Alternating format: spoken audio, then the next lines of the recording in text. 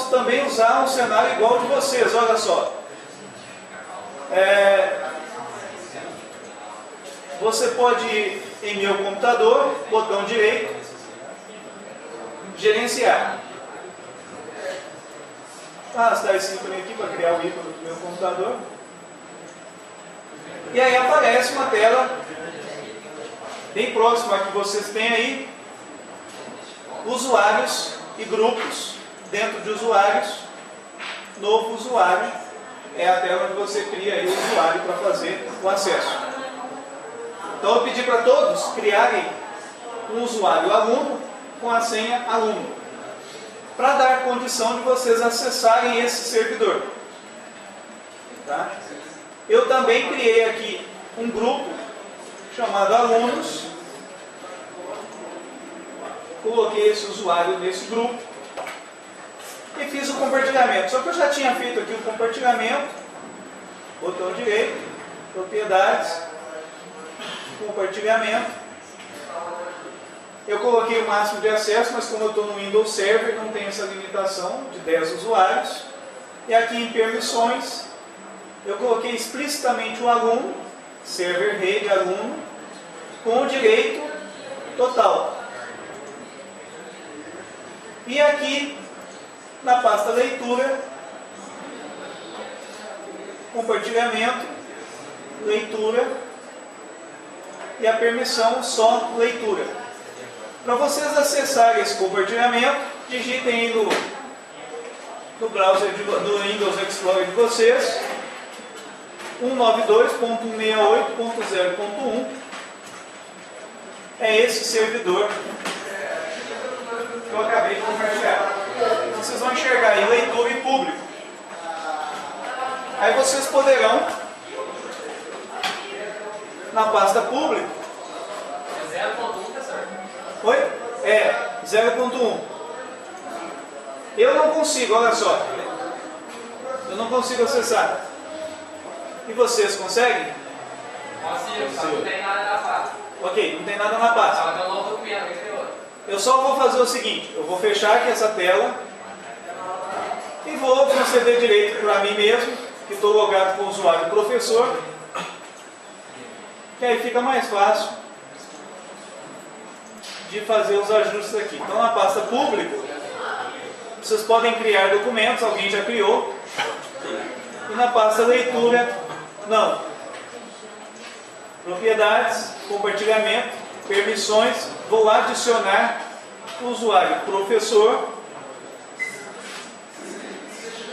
tá? E vou conceder direito completo para esse usuário, assim como nessa pasta pública.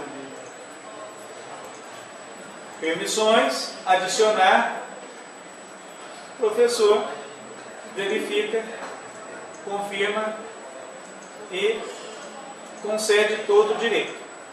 Veja bem que eu ainda tenho o direito de acesso à pasta. Eu posso ver aqui em propriedades, aba segurança. Quem é que pode ter acesso a essa pasta? Você pode definir o grupo ou o usuário e o conjunto de direitos que ele tem. No caso, o usuário professor está no grupo dos administradores, ele está herdando esse direito que já existe, então ele tem acesso completo à pasta para fazer gravação, alteração, etc.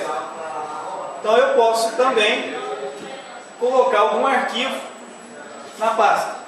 Agora eu vou fazer um acesso a partir do meu Windows 7, também está na rede, //92.168.0.1.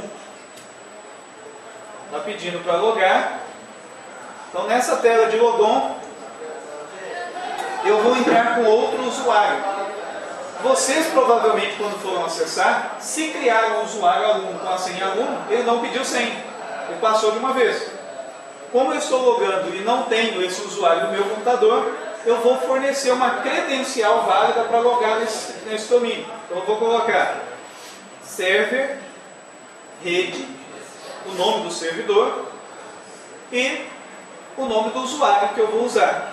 Eu posso utilizar aluno e a senha aluno. Ou eu posso utilizar professor. Como do outro lado eu já tenho usuário professor, eu vou fazer teste com aluno.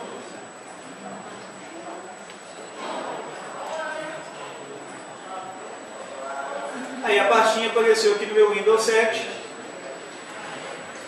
Eu já estou consumindo um recurso de rede. E aqui eu tenho a pasta. Ok, gente? Alguma dúvida até aí? Um dos procedimentos é esse aqui, ó. Criar um arquivo de lote para mapear as duas unidades. Ok? Eu vou ver se eu já tenho aqui um servidor instalado. Olha só, uma coisa que eu vou fazer. Aproveitando o cenário. Eu quero, embora eu já tenha logado aqui com o usuário aluno, vocês viram eu digitar a senha, eu vou mapear essa unidade aqui, que é a unidade leitura, só que eu vou acessar com um usuário diferente do usuário que vocês estão usando. Em vez do usuário aluno, eu vou fazer o mapeamento usando outro usuário. Então, o botão direito, mapear unidade de rede. Vou colocar aqui a unidade U de usuário. E vou usar credencial diferente. Ok? Ou seja, eu vou fornecer outra credencial para fazer o logon. Não vou pedir para fazer a conexão ou esse mapeamento automaticamente quando fizer o logon no meu computador. Para isso não ficar guardado aqui. E aí ele vai pedir o usuário que vai logar. Agora eu vou usar server rede. E usuário professor. Vou utilizar a senha desse usuário.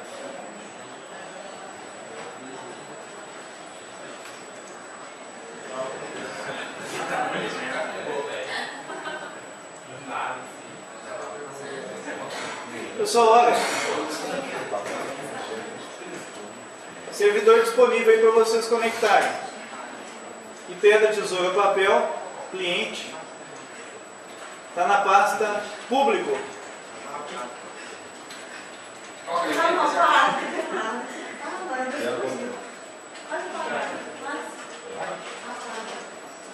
Pessoal, olha só o que eu vou fazer. Aqui eu tenho cliente, propriedades, segurança, e vou dizer que aluno, vou fazer o seguinte, eu vou negar os direitos aqui,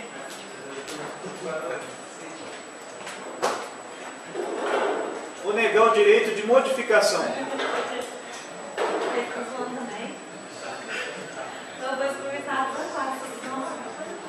Eu vou ter que trabalhar. É que a gente não viu isso ainda. As permissões especiais. Vou simplificar, vou deixar assim mesmo. Podem executar aí o cliente e conectar no servidor. IP99 e IP16.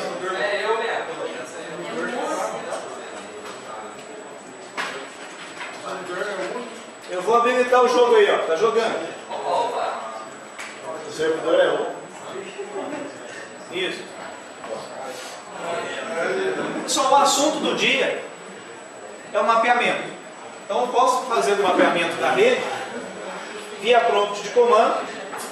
Eu vou abrir um prompt aqui.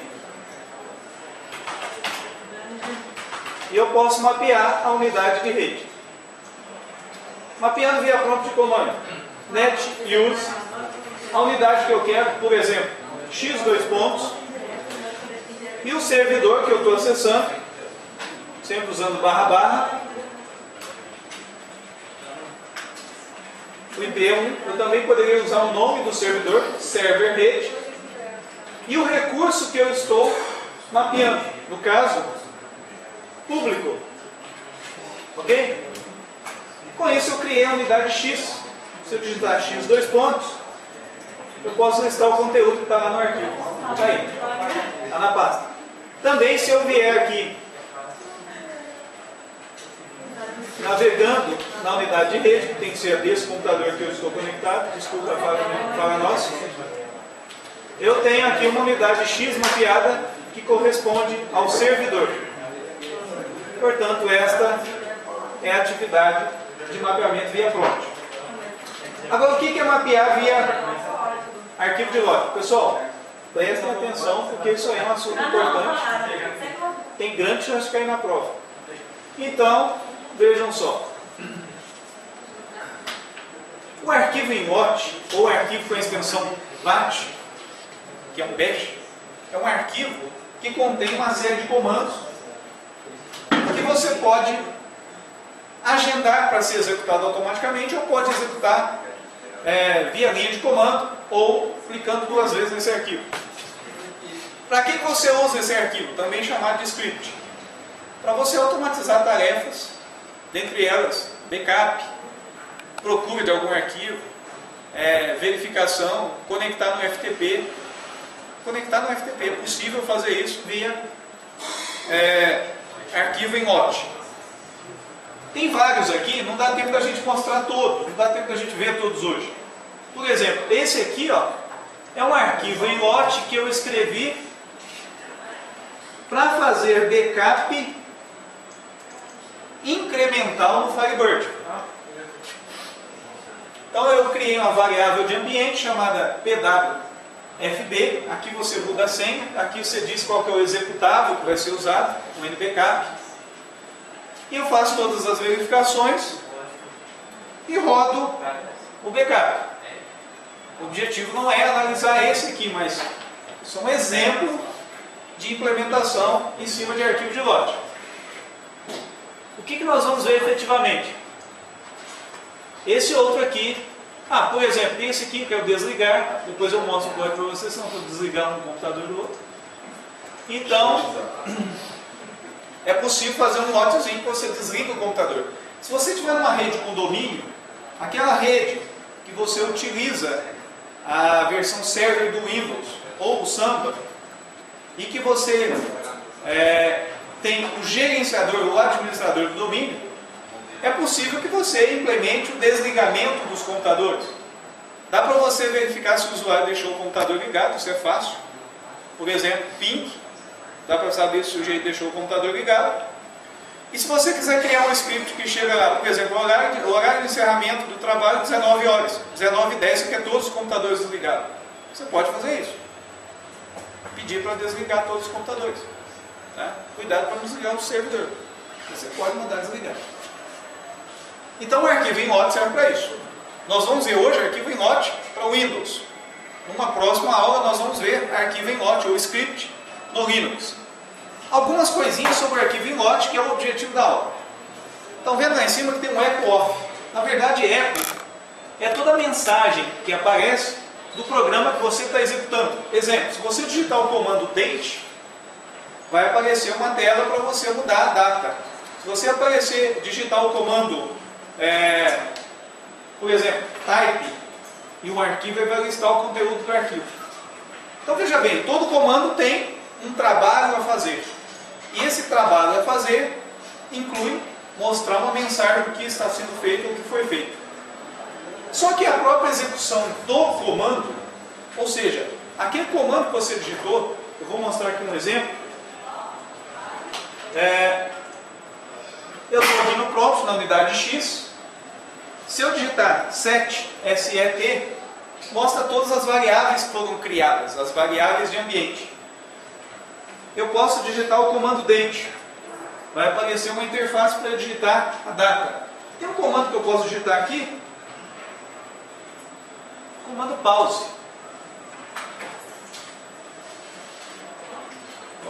Pause. Ele pede para você pressionar uma tecla. Então ele exibe uma mensagem até que você pressione a tecla. Então é um recurso para você paralisar a tela para que o usuário tenha a condição de ler o que está aí na tela. Bom, se vocês observarem bem, eu digitei o comando pause e eu sei que foi o comando pause que foi digitado. Certo? que apareceu pausa ali.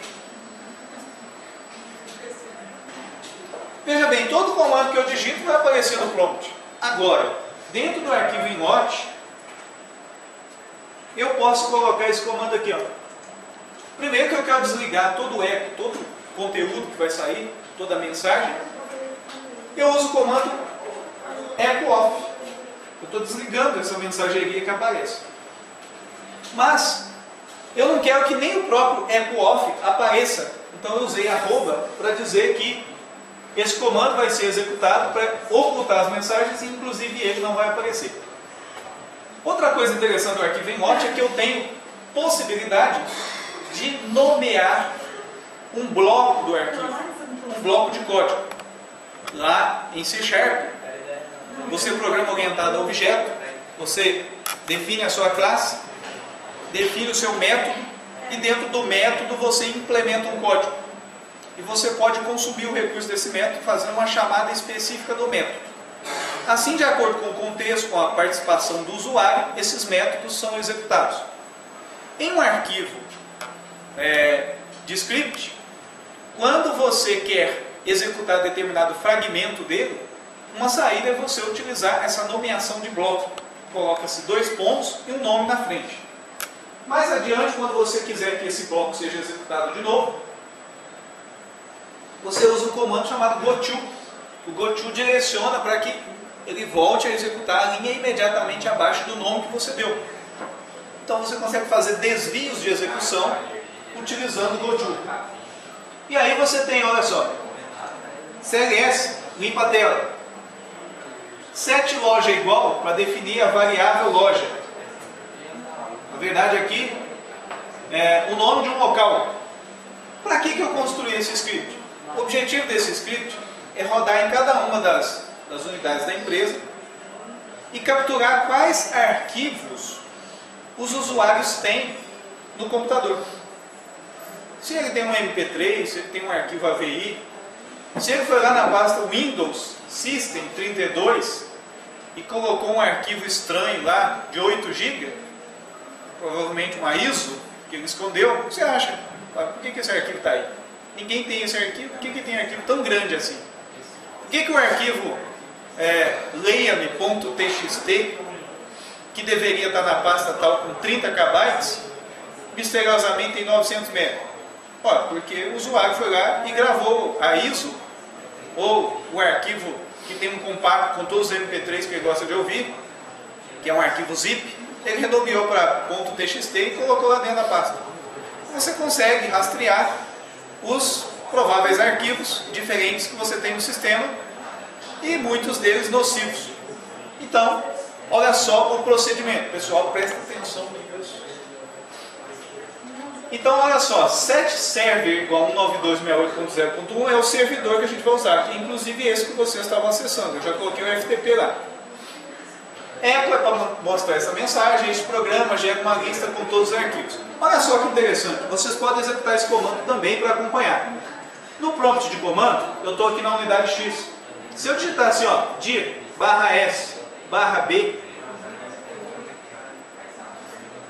vai aparecer todos os arquivos que eu tenho. Eu poderia fazer isso também aqui no próprio Windows Server. Vou abrir um prompt de comando aqui e vou digitar cd barra para ir na raiz, dir/b/s asterisco.txt.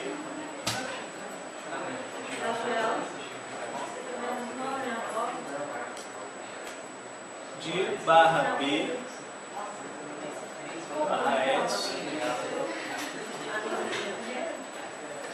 Essa barra aqui não tem. Olha só, ele sai procurando todos os arquivos que tem e ele traz só o nome do arquivo, o path inteiro, tá? O /s é recursivo, na verdade é subdiretórios, pega todos, e o /b é para mostrar o arquivo nesse formato. Ah, será que tem outras opções de usar o dir?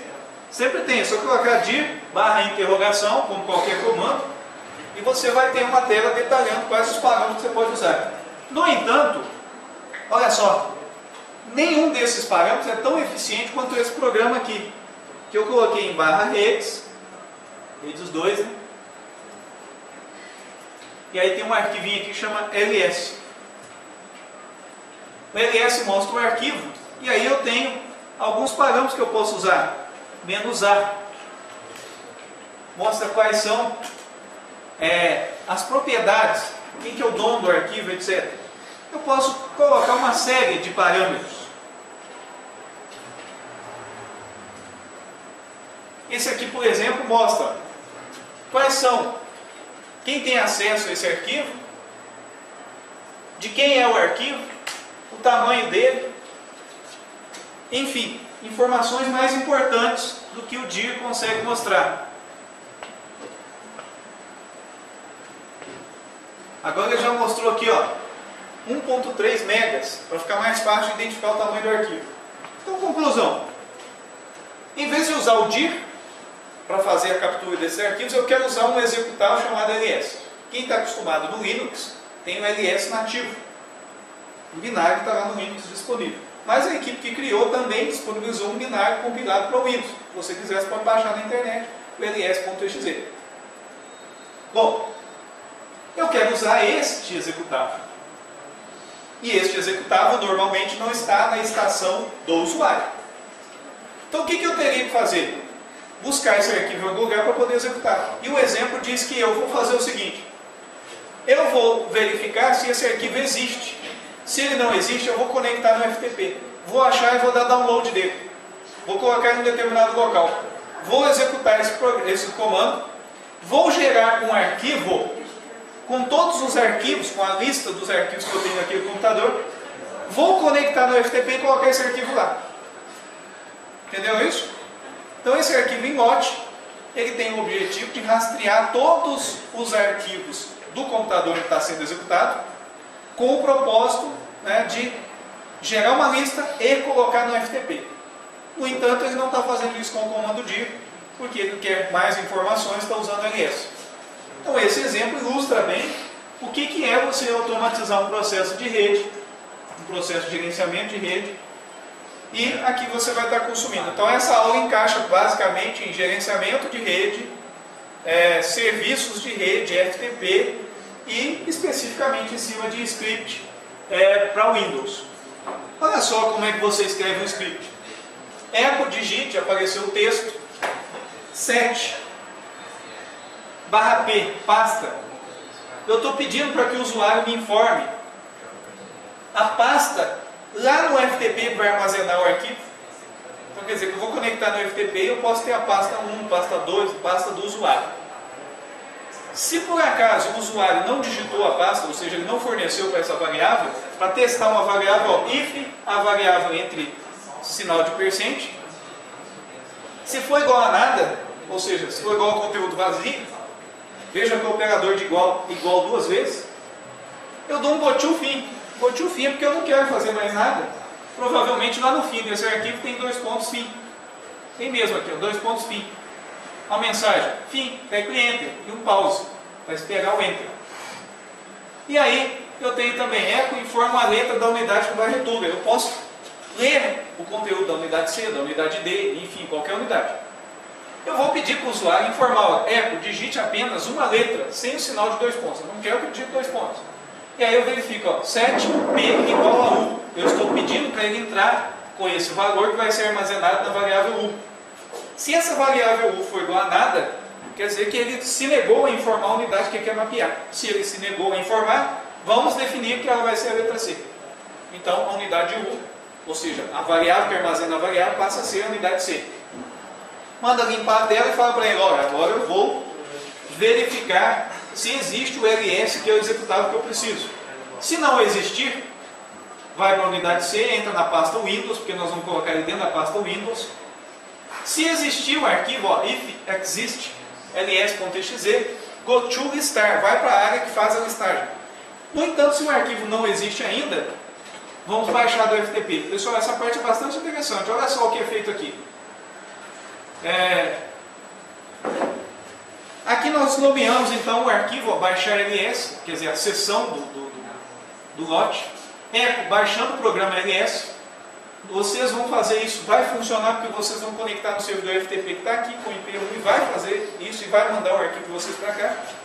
Então olha só, eco open server. Lembra que o server está mapeado lá em cima, que é uma variável, e o conteúdo é 192.68.01? Então vai conectar nesse servidor. Eco aluno, só que a senha aqui está errada, então 1, 2, 3, 4. Então eu vou colocar a senha certa. A senha certa é aluno. CD bin pressupõe a existência da pasta bin, aonde ele está conectando no FTP. Por enquanto não vai funcionar porque eu não criei essa pasta, não coloquei o arquivo dentro dela, mas vou fazer isso depois. Então ele entra na pasta bin, eu estou mostrando que você pode navegar dentro do FTP via arquivo binário, via script. Echo get ls. Se vocês observarem bem, o que eu estou fazendo? Echo dentro de parênteses. Todos esses comandos echo aqui estão listando em linha a sequência dos comandos que serão executados pelo FTP. Então eu estou construindo um script dentro do outro script. Então existe um script chamado download.bat e esse script, por acaso, direciona toda essa saída aqui para dentro de um arquivo. Qual é o arquivo? Olha que interessante.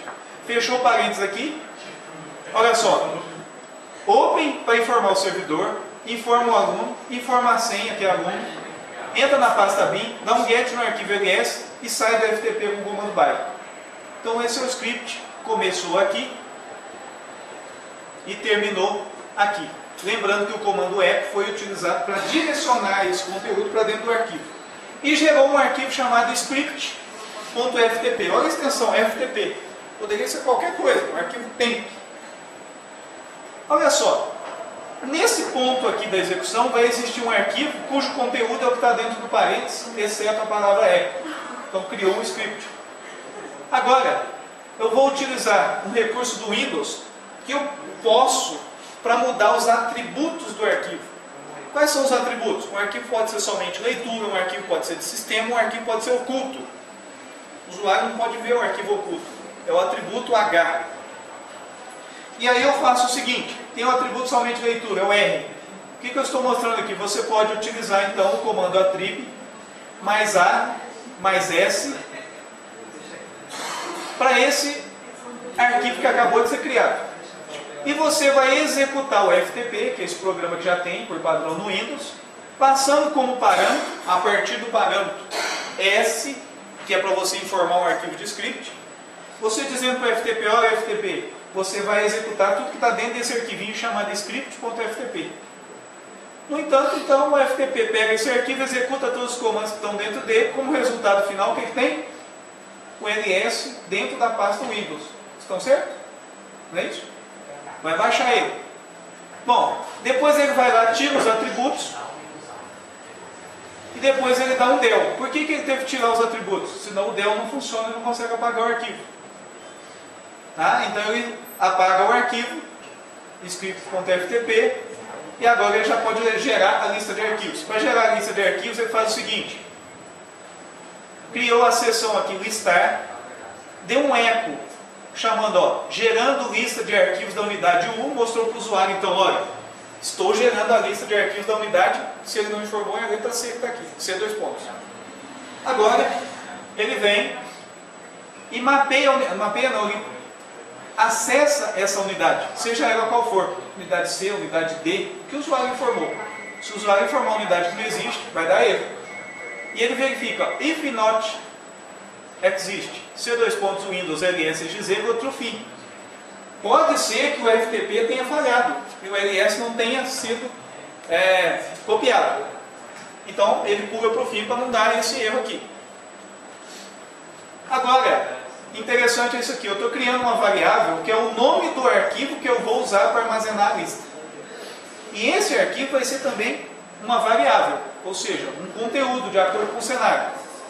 O arquivo começa com o nome lista underline, o nome do computador onde está sendo executado e a unidade que foi verificada. Por quê? Se o computador tiver unidade C, unidade D e unidade E, eu vou rodar 3 vezes e vai gerar 3 arquivos no FTP com nome diferente, que não vai misturar o conteúdo. Beleza. Agora ele vai colocar dentro do arquivo, que é um formato de relatório, echo, o nome do arquivo e o nome do arquivo. Para você saber que aquele conteúdo é no mesmo arquivo que você está gerando. Echo. Arquivo, eu acho que usado 2 vezes. Não, na verdade isso aqui é para mostrar para o usuário. E esse sinal de maior, gente, observe esse sinal de maior.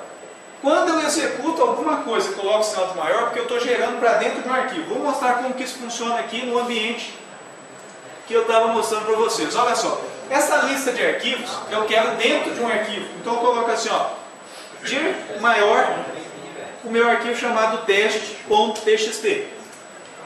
Criei um arquivo chamado teste.txt por causa do sinal de maior que eu coloquei. O arquivo foi criado mesmo, existe aqui, ó. Quero saber o que está dentro dele. Type teste.txt. Não é que é o mesmo conteúdo? Então quer dizer, quando eu coloco sinal de maior, eu estou direcionando para dentro de um arquivo. Mas e se eu quiser fazer isso de novo? O que vai acontecer com esse arquivo? Veja aqui, se eu faço de novo, ele limpa o conteúdo, o arquivo fica assim de novo. Ou seja, toda vez que eu coloco sinal de maior, ele cria o arquivo e direciona o conteúdo para dentro dele. Mas eu posso fazer diferente, olha só. Se eu colocar o sinal de maior 2 vezes, eu não estou mais apagando o arquivo. Se ele existir, eu vou adicionar o conteúdo. E olha só, agora o arquivo tem o conteúdo 2 vezes. Sinal de maior direciona para dentro do arquivo, zerando o arquivo. Sinal de maior 2 vezes, joga para dentro do arquivo, acumulando com o que tem lá dentro. Conclusão, por causa disso, o primeiro direcionamento que eu fiz para dentro do arquivo, informando o próprio nome dele, eu usei um sinal de maior só. Os demais eu vou estar usando maior 2 vezes, porque eu quero adicionar. E o que eu estou adicionando? O nome do usuário do Windows, que é uma variável de ambiente que eu peguei usando percent 2 vezes, essa variável já existe. O home path, para saber qual que é o path padrão do sistema dele. O home drive, para saber qual que é a unidade padrão do sistema foi instalado. O system root, que é a pasta onde o sistema operacional dele está, é a raiz do sistema operacional dele. Echo início, para dizer que aqui é o início do arquivo onde vai colocar o conteúdo. E agora, finalmente, eu estou executando o comando ls, passando para ele esses parâmetros. O "-l" minúsculo, o "a" minúsculo e o "r" maiúsculo. O "r" maiúsculo é recursivo, para forçar a leitura de todas as pastas a partir da raiz da unidade, que foi aonde ele acessou a hora que ele digitou cdbar. Esse ls vai rodar e vai gerar um arquivo com esse nome que a gente viu composto aqui em cima, né? O nome do arquivo aqui. E agora o desafio é colocar esse arquivo no FTP. Para colocar o arquivo no FTP, a mesma coisa. Acessa, o nome do usuário é aluno e a senha também é aluno. Vai criar a pasta que o usuário forneceu, lembra da pastinha que ele tem que informar lá em cima? mk pasta. Se ele não informar nada, esse comando mkdir não vai funcionar, porque não vai criar pasta nenhuma. Também não vai conseguir entrar na pasta.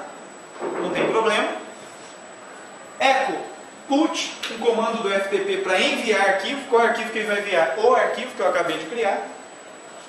E vai para finalizar a conexão do FTP. E aquele roteirinho repetitivo aqui, ó, de fazer o script, né, de apagar. E depois que ele já enviou, apagou, ainda verifica aqui, ó, se o arquivo existe. O que é o arquivo que existe? Aquele que foi gerado para criar o relatório, ele apaga. Mais um exemplo aqui de script, eu verificando, ó, se existe o arquivo, eu deleto. E no final eu tenho o echo pause. Conclusão, nesse cenário eu tenho uma situação de script para buscar os dados no FTP. Será que funciona? Nós temos que fazer um teste. Então eu vou fazer o seguinte, o arquivo salvar como, e eu vou salvar ele aqui na unidade X, né? Aí dentro da unidade X eu tenho um teste.txt, eu vou chamar de download.bat.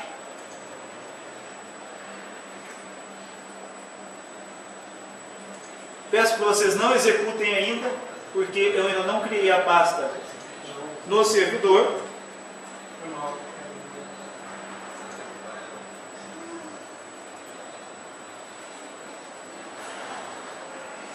Então eu vou criar a pasta no servidor para colocar o arquivo ls lá dentro. Vou chamar a pasta de bin. Vou arrastar esse arquivo para lá. E agora vocês podem entrar na pasta pública e executarem um arquivo chamado download.bat. Alguém disse que não é para abrir esse arquivo aqui. Não abra. Shutdown, "-s, "-t", 60, "-c", perdeu o Playboy. Esse aqui da piada. Editar. Shutdown, "-t", 1. Não está dando nem tempo do indivíduo pensar. Pessoal, podem rodar o arquivo download, porque o meu não é sacanagem não.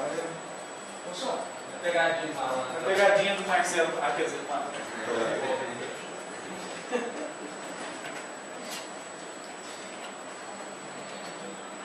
O nome da pasta para armazenar?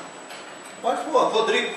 Pessoal, o nome da pasta aí, coloque o nome de uma palavra só, fica mais fácil a gente ver lá o arquivo que está sendo gerado. Pessoal, olha só, vocês estão executando o arquivo aí, está aqui no servidor, e eu vou entrar na pastinha. A pasta do FTP que vocês vão gravar, na verdade eu coloquei nesse nível aqui.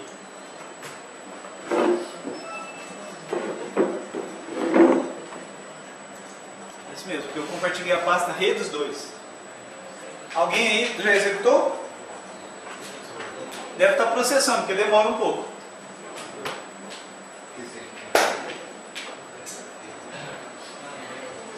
O Zé está conferindo o item do arquivo. Ou não? Sim. O sistema não pode contratar a unidade específica. Tem que formar uma unidade seu. Sim. Mas eu vou deixar em banco. Que aí ele pega assim automaticamente.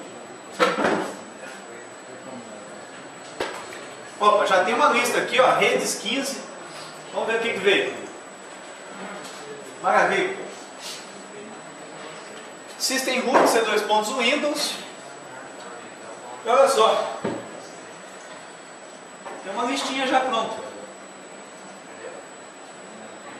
Vou tirar a quebra aqui. Ah, não, tá assim. Aqui mesmo. Quebra normal, que é de pasta. Vamos ver se chegou mais algum. Tem um.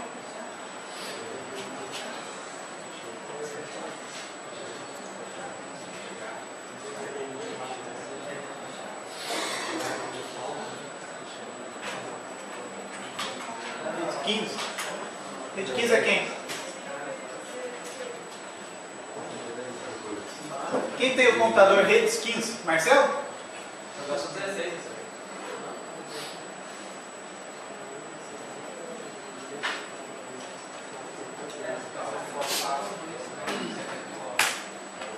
Olha só, gente. Com esse arquivo de lote aí, você captura os arquivos. Agora dá para desenvolver um programa lá, usando Java, C, C#, se vocês quiserem, para descobrir quais desses arquivos não deveriam instalar. E gerar um outro script que, se rodar agora, vai excluir exatamente esses arquivos. E você consegue dar manutenção remota.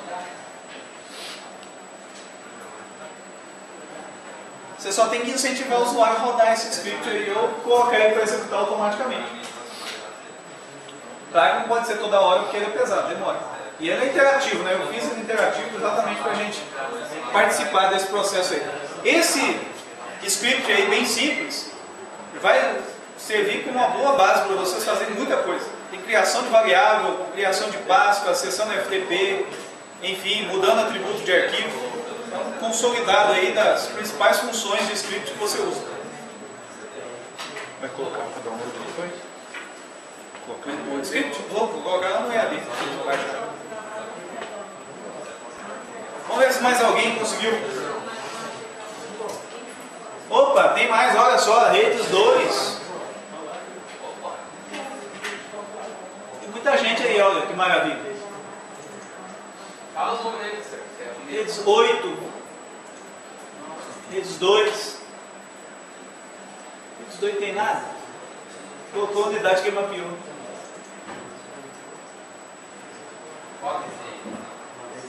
Legal esse aqui, ó. Redes 2 fez o seguinte. Ele mapeou a unidade, que é a unidade do próprio servidor. E mandou rodar nessa unidade. Foi rapidinho, rodou só ela. Tá? Você pode rodar em qualquer unidade mapeada.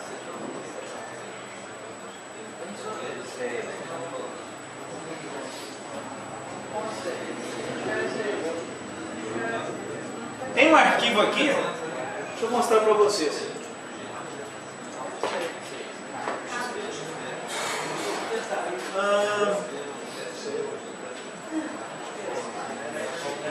Ah, pessoal, esse aqui.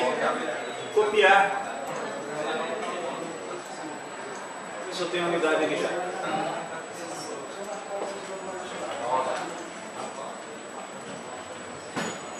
Tem. Olha só. Esse arquivo aqui, foi executado.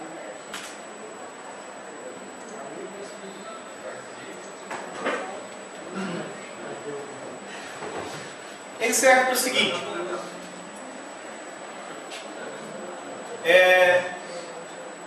Às vezes eu precisava baixar dentro de um arquivo com a extensão PRG um determinado conteúdo.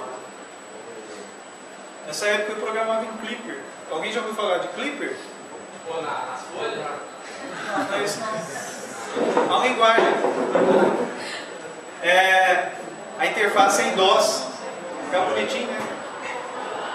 Então, esse programa aqui, esse script, é para procurar determinado conteúdo dentro dos arquivos, porque hoje vocês têm uma facilidade lá na IDE do Visual Studio, ou na IDE lá na IDE, o Eclipse, ou qualquer outra ferramenta aí, é facinho de você achar. Então, para procurar, você, por exemplo, eu queria saber que hora que eu abri o arquivo tal. Aí você tem lá 30, 50 arquivos PRG, como é que você vai ficar procurando, abrindo e mandar procurar pelo editor em cada um? Então, esse foi o script. Olha só, a única coisa diferente que ele tem é, ele pede para que você digite busca em, que é o nome dele, os arquivos, que é a extensão, o tipo de arquivo que você quer procurar, pode ser em arquivo TXT, e o texto que você quer procurar é um arquivo de saída.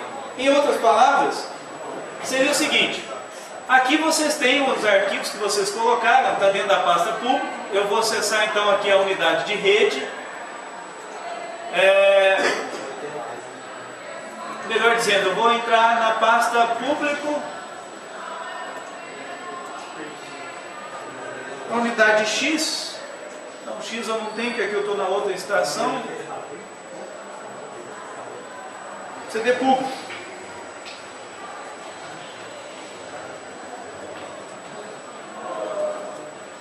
Então aqui dentro da pasta público, eu tenho o busca em. Só que eu quero executar ele nesta pasta aqui, um nível abaixo. Olha só o que eu vou fazer. Primeiro eu vou aumentar a fonte para aqueles que estão muito distantes conseguirem ver.